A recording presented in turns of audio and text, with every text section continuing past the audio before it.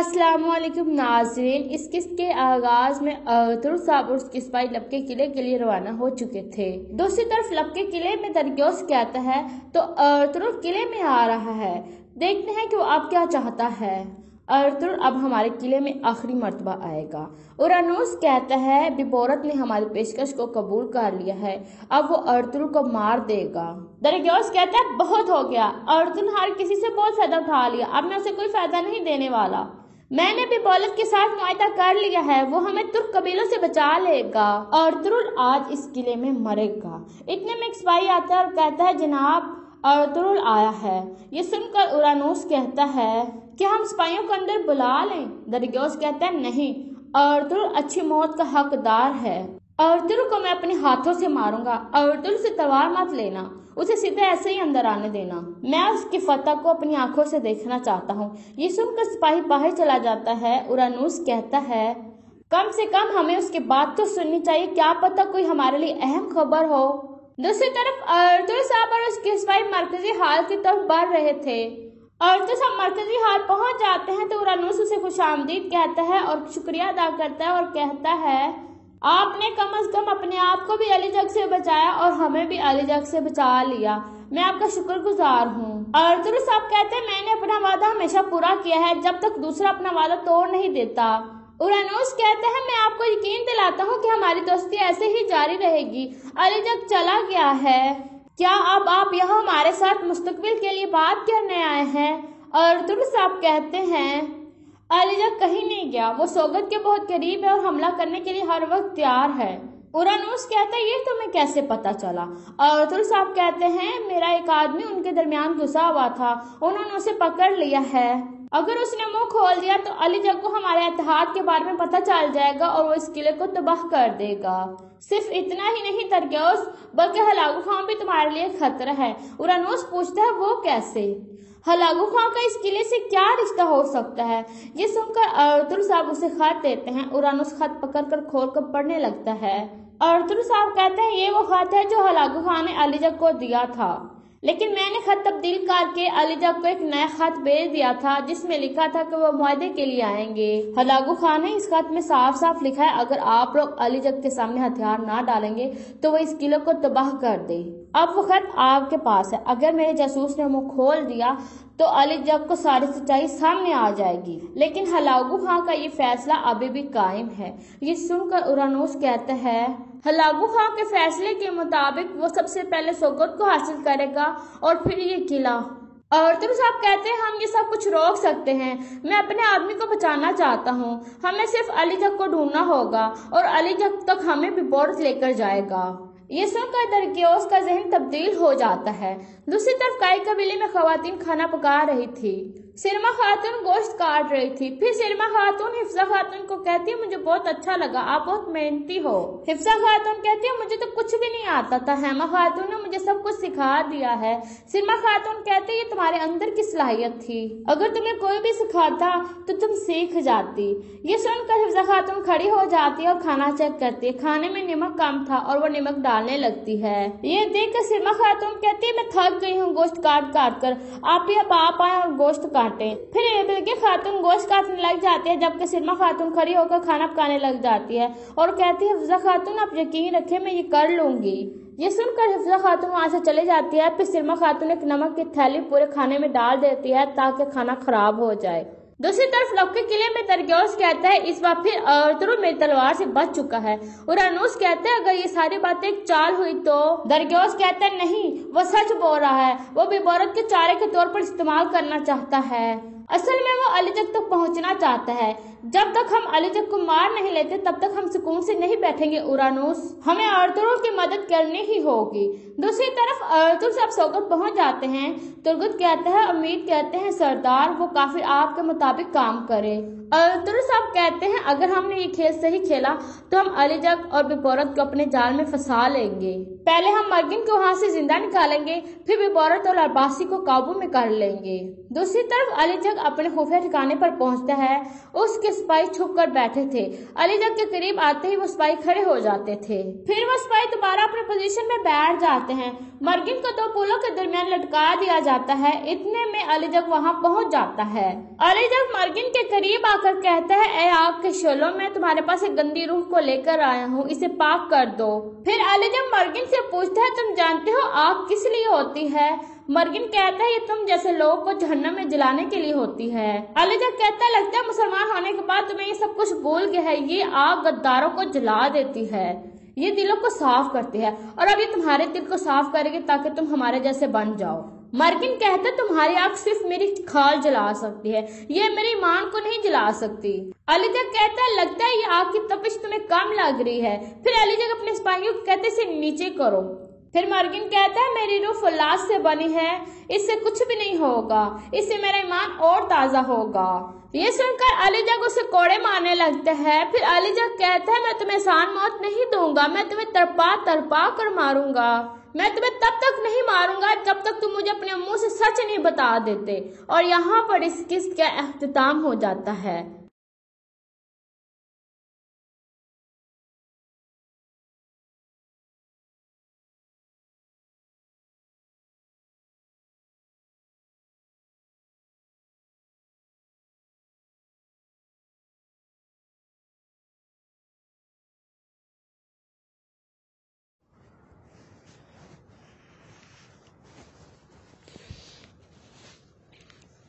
अस्सलाम वालेकुम। फजर की नमाज के लिए अलार्म लगा चुका था। सोने से पहले जैसे ही अलार्म बजा वो तेजी से उठा। उससे सोते देख कर कमरे से बाहर निकल गया। नर्स को सख्ती से ऑर्डर दिया इसका ख्याल रखने के लिए और अस्पताल से आगे गाड़ी स्टार्ट करके और घर चला आया। अपने कमरे में गया और फ्रेश होकर शलवार कमीज पहनकर मस्जिद की तरफ बढ़ गया। शाह साहब पहले ही मस्जिद जा चुके थे, वरना नौवे को इसका वक्त घर आते देख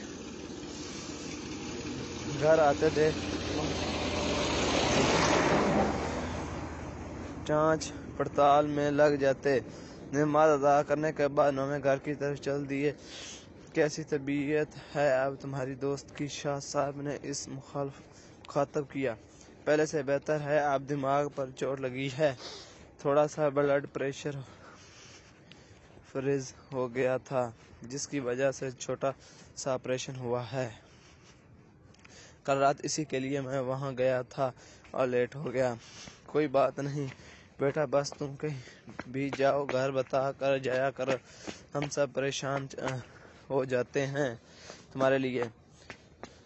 तुम तो जानते ही हो मेरी जान बसती है तुम में, मेरे इकलौते बेटे हो तुम, और तुम्हें कोई तकलीफ पहुंचे मैं ये बर्दाश्त नहीं कर सकता। जी आइंदा ख्याल रखूंगा। I am really sorry dad. माफी मांगने की कोई जरूरत नहीं बेटा। दोनों बातें करते हुए घर पहुंच गए। कमरे में गया, ट्रैक सूट पहना और गार्डन में वॉक के लिए चल दिया। लैबा को कॉल की कि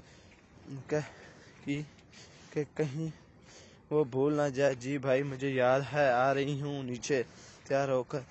बात सुनो लैबा, नौवे ने इससे टोका। जी भाई, ऐसा करो कि नाश्ता पैक करवा लेना, साथ ले जाने के लिए वो थोड़ा हिचकिचाते हुए बोला।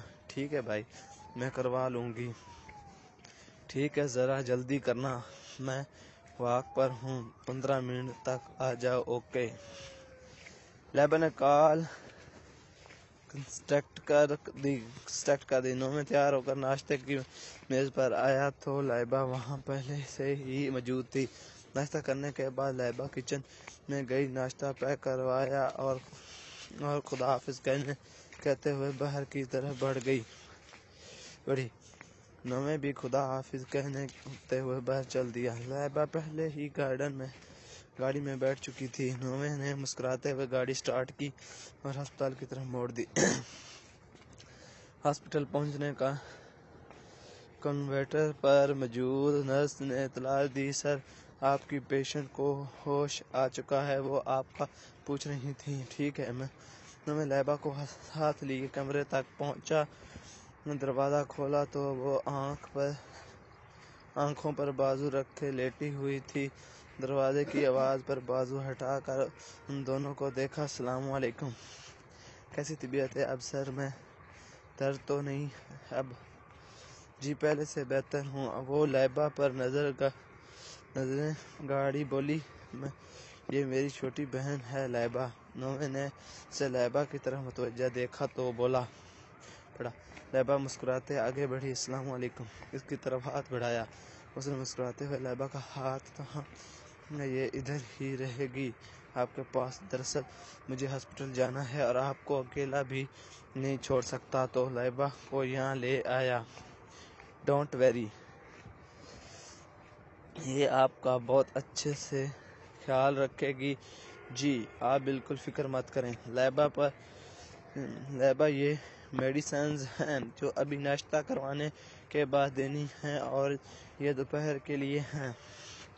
आप नाश्ता कर लेना और मेडिसिन भी ले लेना।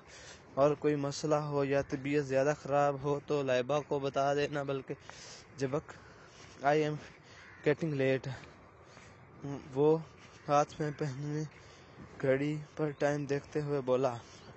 टेक केयर, सी यू सन। खुदा हाफिज बोलते हुए वो कमरे से बाहर निकल गया। जैसा कि मेरे हैं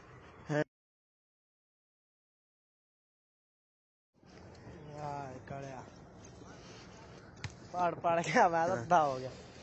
मेरे ज़हन से निकल चुका था। अच्छा हुआ आपने याद करवा दिया मुझे। वो कॉल स्टैंड करते हुए कमरे में गया, कपड़े चेंज किए, लैबा से खाना पैक करवाया, हॉस्पिटल के लिए निकल गया।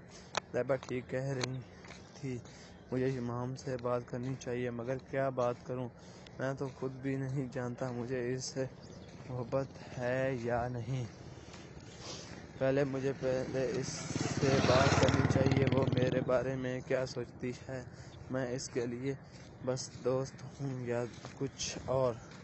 हाँ, ये सही रहेगा। वो हॉस्पिटल पहुंचा तो कमरे के दरवाजे के पास किसी ने इसे पुकारा। Excuse me. यस। वो तेजी से लपटा और सामने मौजूदा शख्स को देखकर हैरान रह गया। आपकी किस कर गई थी? वो डॉक्टर नवीन, आप यहाँ कैसे?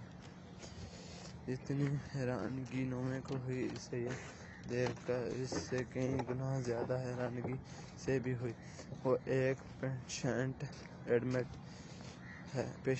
है यहाँ, बस इसलिए। ओ ठीक है, फिर मैं चलता हूँ, मुझे भी एक ज़रूरी काम था, वो निपटा कर चलते हूँ यहाँ से। ओके। नोमे कमरे में चला गया और वो भी दूसरी तरफ चल दिया। नोमे को आते देखकर वो उठ कर बैठ गई। पहले से बहुत बेहतर लग रही थी वो। आई एम रियली सॉरी, मैं थोड़ा लेट हो गया। तबीयत कैसी है अब आपकी? हाँ, गुड, तो अच्छी बात है। मैं खाना गाड़ी में ही भूल गया, अभी लेकर आता हूँ। वो कमरे से बाहर निकल गया, पार्किंग तक पहुँचा और खाना लेकर वापस कमरे की तरफ बढ़ा। कमरे में पहुँचा तो सामने का मंजर देख कदम वहीं थम गए। आगे बढ़ने की हिम्मत ही नहीं रही। कदम वापसी के लिए मोड़ लिए। काउंटर पर पहुंचकर नर्स से कहा कि कमरा नंबर 4 में ये खाना पहुंचा दे और इनको मेरा मैसेज दे दे कि इमरजेंसी मुझे जाना पड़ा। फ़ोन पर किसी का नंबर डायल किया और बिना उल्टे वहाँ से चल पड़ आया। ठीक 2 दिन बाद आज इसकी और लीना मंगनी का दिन था। चेहरे पर फीकी सी मुस्कुराहट सजाई। इसने लीना का हाथ थाम लिया और इस रिंग बना दी और अपना हाथ इस तरह बढ़ा दिया। लीना ने भी इसे रिंग पहना दी। घर आकर वो रिंग इसने उतार कर रख दी। शायद वो इसे बहुत तकलीफ पहुंचा रही थी या फिर वो खुश नहीं था। वो खुद भी अनजान था और इस रिश्ते को कबूल नहीं कर पा रहा था। भाई आप ये क्या कर रहे हैं अपने साथ? आखिर क्यों खुद को इतनी बड़ी सज़ा दे रहे हैं? आप इस पे खुश नहीं हैं, फिर भी ये एंगेजमेंट कर ली। भाई मैं बता रही हूँ आपको, ना तो लीना कभी खुश रह सकती।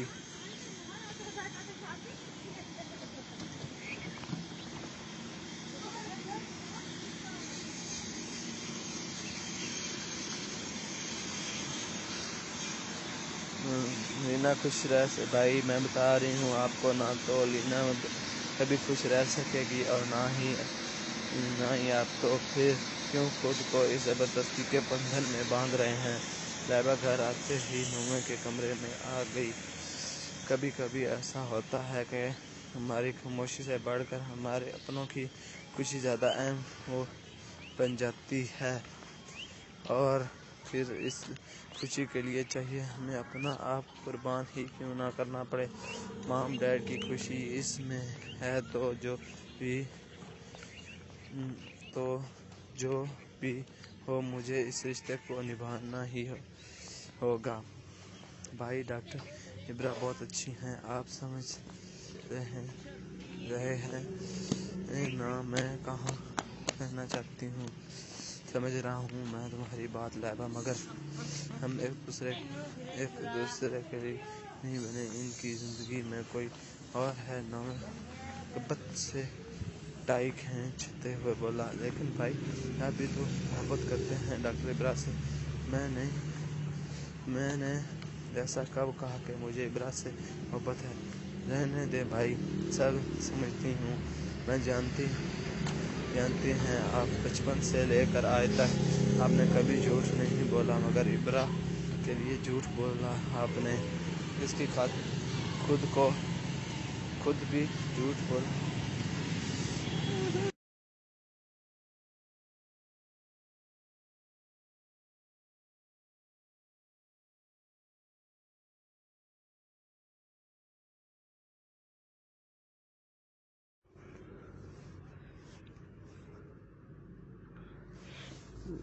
लीजिए झूठ बोल आपने।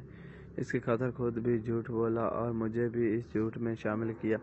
भूल गई आप वो रात जब वो हॉस्पिटल में थी और आप पूरी रात उसके होश में आने का इंतज़ार कर रहे थे। पूरी रात सो नहीं सके आप, लेकिन फिर भी आपके चेहरे पर थकन का कोई असर नहीं था। ये मोहब्बत नहीं तो और क्या है भाई लैबा, ऐसा कुछ नहीं है। वो बस दोस्ती निभाने के लिए किया मैंने। तुम पता नहीं क्या क्या सोचे बैठी हो आप। मोहब्बत को दोस्ती का नाम देकर इस सच से जान नहीं सकते। अगर आपको मोहब्बत नहीं थी तो फिर क्यों चुपचाप वहाँ से चले गए। इस दिन जब डॉक्टर तलहा और इब्रा को एक साथ देखा तो आपसे बर्दाश्त नहीं हुआ। आप चुपचाप घर आ गए और डैड को कॉल की। आप लीना से एंगेजमेंट करना चाहते हैं। डैड तो खुश हो गए, मगर आपकी अपनी ख्वाहिशात इसी दिन दम तोड़ गई। तुम ये सब कैसे जानती हो लैबा के मुंह से डॉक्टर तलहा का नाम सुनकर नौमे हैरान रह गया। डॉक्टर तलहा को कैसे जानती हो तुम? लैबा कुछ पूछा है मैंने? बस बहुत हो गया भाई, मुझे लगता है अब आपसे कुछ भी छुपाने की ज़रूरत नहीं रही। मेरा ख्याल है अब आपको सारा सच बता देना चाहिए। कैसा सच लैबा? आखिर ऐसा क्या है जो मैं नहीं जानता? भाई ऐसा बहुत कुछ है जो आप नहीं जानते। दरअसल इस दिन हॉस्पिटल में इब्रा ने जानबूझकर डॉक्टर तलहा का प्रपोज एक्सेप्ट किया, क्योंकि वो जानती थी कि आप उसको देख रहे हैं, और दर हकीकत उसने वो प्रपोज एक्सेप्ट ही नहीं किया था। तो वो तो बस आपको देखने के लिए एक्टिंग कर रही थी। लेकिन वो ऐसा क्यों करेगी लैबा? वो इसलिए भाई कि वो नहीं चाहती कि आप उसकी वजह से डैड से लड़ें। वो चाहती है कि आप डैड की बात मान लें। मगर वो ऐसा क्यों चाहेगी? और डैड को कैसे जानती है? वो सिर्फ डैड को ही नहीं भाई, वो हम सब को जानती है। आप और मुझे बचपन से जानती है वो। یہ ساتھ والا بنگلہ جانتے ہیں کس کا ہے؟ کس کا؟ ڈاکٹر افشان کا۔ واٹ؟ اور آج تک مجھے کبھی بتایا ہی نہیں۔ ڈاکٹر افشان نے۔ اور ڈاکٹر ابرا کا کیا تعلق اس بات سے؟ وہ میں بتاتی ہوں آپ کو بھائی۔ آپ کو وہ لاکٹ یاد ہے جو کسی نے آپ کے سالگرہ والے دن آپ کے کمرے میں رکھا تھا، اور اس کے بعد آپ کے آفس میں وہ کارڈ اور پھول، اس کے بعد آپ کے کمرے میں وہ پھول وغیرہ؟ لائبہ یہ سب تم کیسے جانتی ہو؟ کیا چل رہا ہے یہ سب؟ نومے کا لہجہ اب سخت ہو چکا۔ بھائی دراصل وہ سب کچھ میرا اور ڈاکٹر افشان کا پلان تھا۔ واٹ؟ نومے حیرت اور غصے سے چلایا۔ اس سارے معاملے کے پیچھے تم اور ڈاکٹر افشان تھیں؟ انبیلیویبل! یقین نہیں ہوتا کہ میری بہن خود پچھلے کئی دنوں سے اپنے ہی بھائی کو بیوقوف بنانے لگی ہے۔ دل تو چاہ رہا ہے ابھی شوٹ کر لوں خود کو۔ لائبہ تم نے کیوں کیا ایسا؟ میں پوچھتا ہوں آخر کیوں؟ یہ سب اس لیے کیا ہم نے تاکہ آپ کو اور ڈاکٹر ابرا کو ملا سکے، لیکن ایسا کیوں؟ اور کیا ڈاکٹر ابرا انجان ہے اس سارے معاملے سے؟ جی بھائی، وہ پہلے نہیں جانتی تھی، مگر اس دن جب آپ کے آفس میں پھول والا معاملہ ہوا تو وہ سب جان گئیں، کیونکہ انہوں نے مجھے ڈاکٹر افشان کو وہ پھول پکڑاتے ہوئے دیکھ لیا تھا۔ اس دن جو لڑکی گیٹ پر میرے ساتھ تھی وہ کوئی اور نہیں تھی، ڈاکٹر ابرا تھی۔ وہ مجھے سمجھانے آئی تھی کہ میں یہ سب بند کر دوں۔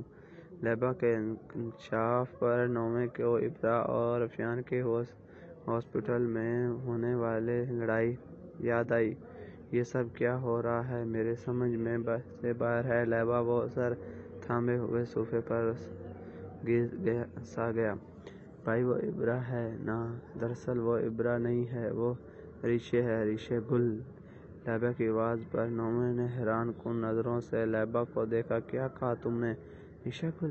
تمہارا مطلب ہے کہ ڈاکٹر ابرا ڈاکٹر ابرا نہیں، ریشے گل ہے؟ جی بھائی وہی ریشے گل جو گل بی بی کی نواسی تھی، جس سے آپ بچپن میں شدید نفرت کرتے تھے۔ اسٹوپڈ! اب ایک لفظ نہیں بولو گی تم، جو دل میں آتا ہے بول دیتی ہو۔ اب اتنا بھی بیوقوف مت سمجھو مجھے کہ تمہاری ہر بات پر یقین کر لوں گا میں۔ نہیں بھائی، میں سچ کہہ رہی ہوں۔ وہ ریشہ گل ہے۔ جس دن گل بی بی ریشہ کو واپس چھوڑنے جانے والی تھی، اسی دن ان کو دادو نے روک لیا تھا اور ان سے کہا کہ ریشہ اب کہیں نہیں جا سکتی۔ انہوں نے ریشہ کو گود لے لیا تھا، مگر مسئلہ تھا اس کو رکھنے کا کہ وہ اسے ڈیڈ سے چھپا کر کیسے رکھیں گی۔ اس لیے انہوں نے ڈاکٹر افشان کی مما سے بات کی اور وہ ریشہ گل کو اپنے ساتھ رکھنے پر راضی ہو گئی۔ میں دادو کو افشان کے گھر جاتے دیکھ چکی تھی، مگر دادو نے کبھی مجھے دیکھ لیا اور مجھ سے کہا کہ پرامنس کرو یہ بات کسی کو نہیں بتاؤ گی۔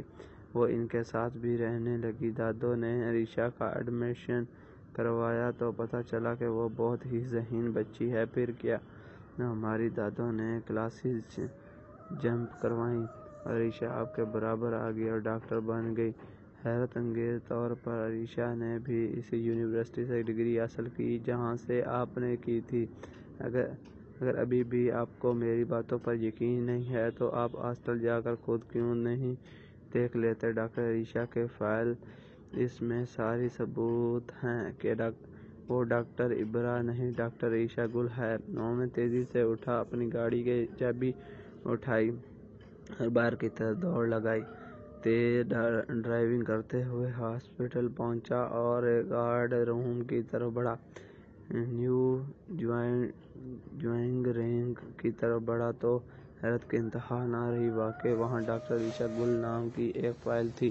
بے قابو ہوتی دھڑکن کو سنبھالتے ہوئے وہ فائل اٹھائی اور کھول کر دیکھنے لگا۔ ساری ڈگریز پر ایک ہی نام جگمگا رہا تھا اور وہ تھا ریشہ گل۔ نومے کو لگا جیسے وہ کوئی خواب دیکھ رہا ہے اور ابھی آنکھ کھلے گی اور خواب ٹوٹ جائے گا، مگر آج ایسا کچھ نہیں ہوا۔ یہ خواب نہیں حقیقت تھی۔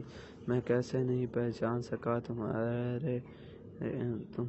ریشا گل۔ اسے یاد آئیں وہ ابرا کی سبز آنکھیں جن میں وہ اکثر گھس جاتا تھا، مگر سمجھ نہیں پاتا تھا کہ ایسا کیوں ہوتا ہے اس کے ساتھ۔ مجھے ابھی ملنا ہے ڈاکٹر ابرا سے، نہیں ریشا گل سے، ڈاکٹر نویں بن کر نہیں، نویں شاہ بن کر، وہی نویں شاہ جس کی بچپن کی ایک غلطی اب تک پچھتاوے کا سامان بنی ہوئی ہے۔ وہ وہاں سے نکل آیا اور ڈاکٹر عفان کے گھر پہنچ کر بیل دی۔ اندر سے چوکیدار باہر آیا۔ جی آپ کون؟ وہ نہایت ادب سے بولا، مجھے ڈاکٹر ابرا سے ملنا ہے۔ کیوں؟ کون ڈاکٹر ابرا صاحب؟ جی یہاں تو کوئی ڈاکٹر ابرا نہیں رہتی، آپ کسی اور گھر میں پتہ کر لیں۔ اوہ سوری، دراصل مجھے ڈاکٹر ریشا سے ملنا ہے، ہم ایک ہی ہاسپٹل میں جاب کرتے ہیں۔ میں ڈاکٹر نویں ہوں، یہ 7 والا بنگلہ ہمارا ہے۔ جی صاحب جی میں سمجھ گیا، مگر ڈاکٹر ریشا صاحبہ تو گھر پر نہیں ہیں، کچھ دن پہلے ان کے والد صاحب وفات پا گئے، جس کی وجہ سے وہ اپنے گھر گئی ہیں۔ آپ ایسا کریں ڈاکٹر عفان کو بلا دیں۔ جی صاحب جی آپ اندر آ جائیں، میں ان کو فون کرتا ہوں۔ ڈاکٹر عفان اوپر ٹیریس پر کھڑی نویں کو حیران کن نظروں سے دیکھ رہی تھی، پھر تیزی سے نیچے آئی۔ ڈاکٹر نویں آپ یہاں؟ آپ آئیں نا اندر، یہاں کیوں کھڑے ہیں؟ آئیں بیٹھ کر بات کرتے ہیں۔ شور۔ وہ دونوں اندر چلے گئے۔ ڈاکٹر نویں آپ اچانک یہاں کیسے؟ میرا مطلب سب خیریت تو ہے نا؟ وہ دونوں ڈرائنگ روم میں بیٹھ چکے تھے۔ نہیں کچھ خیریت نہیں ہے ڈاکٹر، مجھے آپ سے ہرگز یہ امید نہیں تھی۔ لائبہ میں تو بچپن ہے، مگر آپ تو سمجھدار تھیں، پھر ایسی بے وقوفی کیوں کی آپ نے؟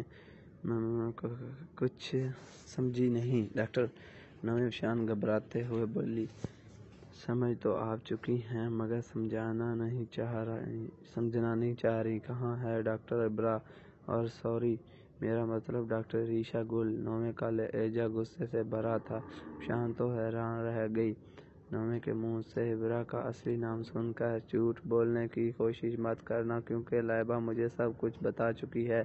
سوری ڈاکٹر نویں، وہ یہاں نہیں ہے، طبیعت ٹھیک نہیں تھی تو واپس اپنے گھر چلی گئیں، کچھ دنوں کے لیے جلدی واپس آ جائیں گی۔ مگر سر اس میں ریشا کا کوئی قصور نہیں ہے، وہ بے گناہ ہے۔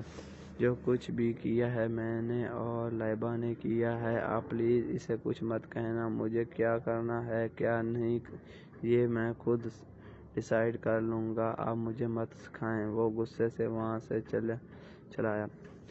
کیوں پڑی ہے یہاں؟ چلتی کیوں نہیں جاتی؟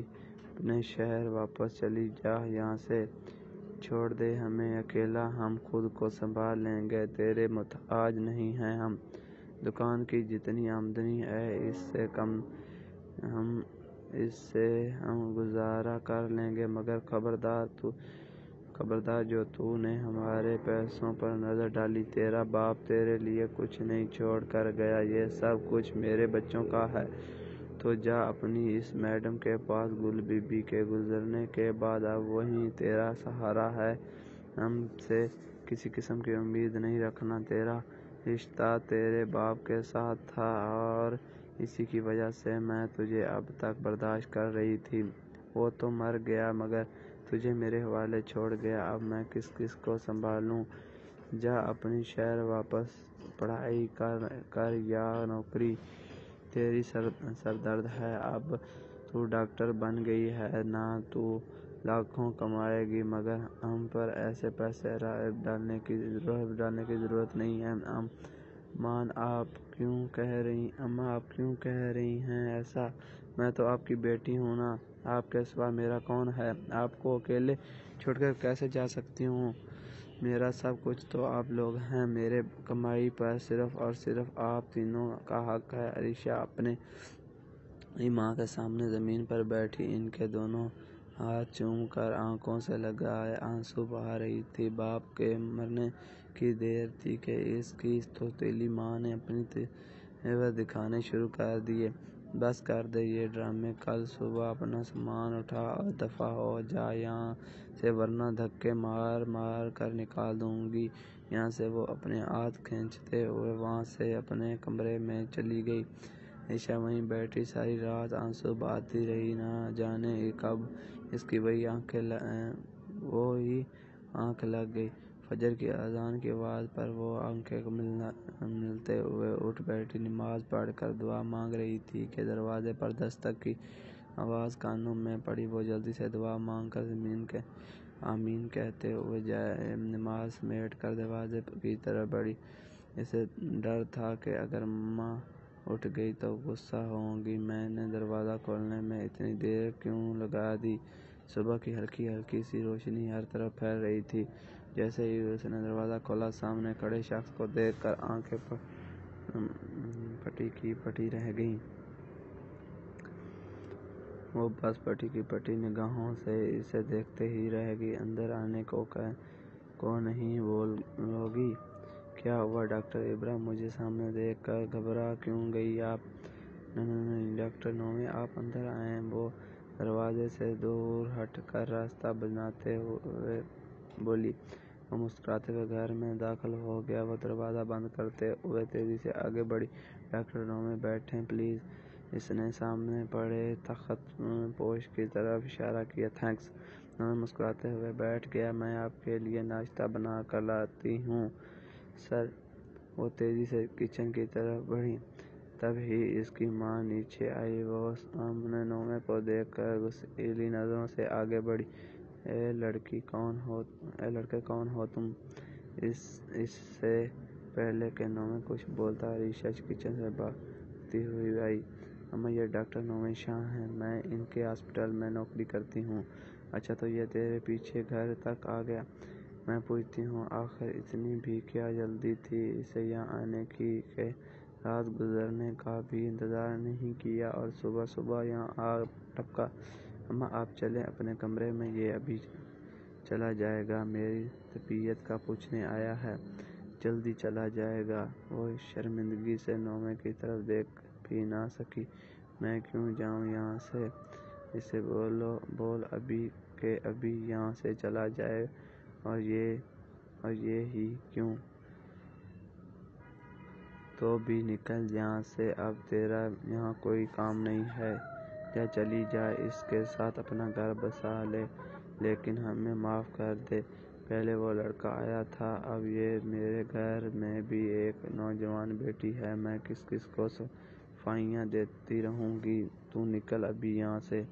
نومے چپ چاپ کھڑا اس سارے معاملے کو سمجھنے کی کوشش کر رہا تھا۔ تب ہی دروازے پر دستک ہونا شروع ہو گئی۔ وہ دروازے کی طرف بڑھا اور دروازہ کھولا تو باہر لوگوں کا رش لگا ہوا تھا۔ وہ دونوں بھی دروازے کی طرف بڑھے۔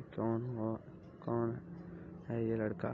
محلے کے ایک بزرگ نہایت غصے سے بولے۔ دیکھو بی بی، ہم اس دن تو چپ رہے جب ایک نوجوان لڑکا 2 دن تمہارے گھر ٹھہرا، اور آج یہ لڑکا رات بھر سے یہاں ہے، وہ تو شکر ہے ہم نے دیکھ لیا، ورنہ پتہ نہیں کیا گل کھولتے رہتے۔ اور گھر میں آپ کی بات کاٹنے کے لیے معذرت چاہتا ہوں، مگر جیسا آپ لوگ سمجھ رہے ہیں ویسا کچھ نہیں ہے، آپ سب کو غلط فہمی ہوئی ہے۔ شاید نومے نے انہیں سمجھانا چاہا، مگر وہ اس کی ایک بھی بات سننے کو راضی نہیں تھے۔ غلط فہمی کیا ہوتی ہے بیٹا؟ ان بوڑھی آنکھوں نے ایک عمر گزاری ہے، اور اتنا تو دیکھ سکتی ہیں کہ تمہارا یہاں آنے کا مقصد خاص ہے۔ گھر میں جوان بیٹیاں ہیں اور گھر کا سربراہ سر پر نہیں ہے، تو تم سمجھتے ہو کچھ بھی کرتے رہو گے اور ہم سب آنکھیں بند کیے چپ چاپ دیکھتے رہیں گے؟ نہیں بیٹا نہیں، سچ بتاؤ، کیا کرنے آئے تھے تم یہاں، اور کیا رشتہ ہے تمہارا اس گھر کے مکینوں سے؟ نومے بری طرح پھنس چکا تھا۔ اسے لگا میرا یہاں آنے کا فیصلہ بہت غلط ہے۔ دیکھیں سر، آپ مجھے غلط سمجھ رہے ہیں، یہ ڈاکٹر ہیں اور میں بھی ایک ڈاکٹر ہوں، ہم دونوں ساتھ جاب کرتے ہیں۔ ان کا ایکسیڈنٹ ہوا تھا جس وجہ سے یہ ہاسپٹل نہیں آ رہی تھیں، تو میں بس ان کی طبیعت کا پوچھنے آیا تھا اور میں کل رات سے نہیں ابھی آیا ہوں یہاں۔ یہ کہانیاں تم کسی اور کو سناؤ شہری بابو، ہم لوگ اندھے نہیں ہیں۔ ایک آدمی غصے سے آگے بڑھا۔ آنٹی اب کچھ بولتی کیوں نہیں؟ بتائیں نا ان کو، آپ تو سب جانتی ہیں نا۔ وہ عریشہ کی ماں کی طرف دیکھتے ہوئے بولا۔ وہ بے رخی سی چہرہ موڑ گئی۔ ارے میں تو خود پریشان ہوں اس لڑکی کے کرتوتوں سے۔ اس لڑکی نے مجھے کہیں منہ دکھانے کا لائق نہیں چھوڑا۔ وہ غصے سے عریشہ پر جھپٹ پڑی اور اس پر تھپڑوں کی برسات شروع کر دی۔ یہ کیا کر رہی ہیں آپ؟